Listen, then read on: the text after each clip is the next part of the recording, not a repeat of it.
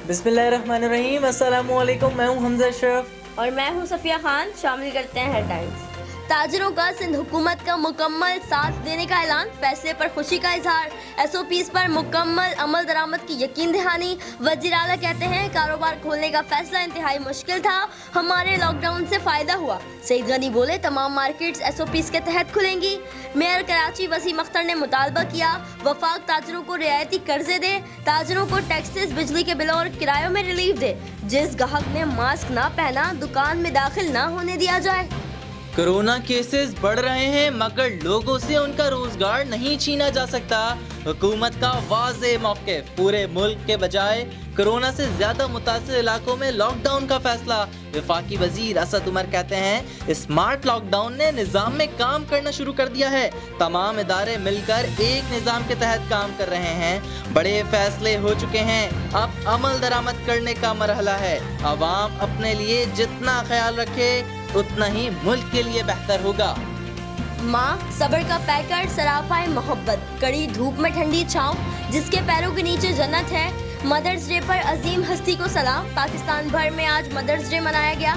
कौमी क्रिकेटर का अपनी माओ को खराज तहसीन। बाबर आजम ने लिखा पहला बैट खरीदने के लिए माँ जी ने पूरी बचत निछावर की। CSN के HOD आसिम अली राना का भी तमाम माओ को खराज तहसीन।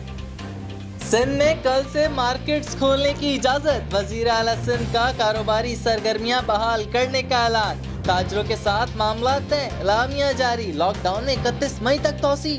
सुबह 8 बजे से शाम 4 बजे तक दुकानें खुली रहेंगी। दुकानों में ताजरों को 3 फुट का फासला बरकरार रखना होगा। साथ ही सैनिटाइजर का भी इस्तेमाल करना होगा। जिसने अमल दरामद ना किया तो उस मार्केट को बंद कर दिया जाएगा।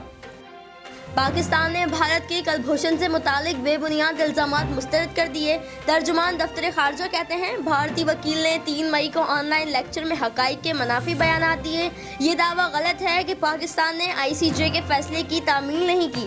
पाकिस्तान ने भारतीय दहशतगर्द कमांडर तक कौंसलर रसाई की। पाकिस्तान बैनुल-अक़वामी जिम्मेदारियों का पाबंद है। भारत का हकाइक गलत अंदाज में पेश करना अफसोसनाक है। कोरोना के मारे मरीजों के लिए अच्छी खबर।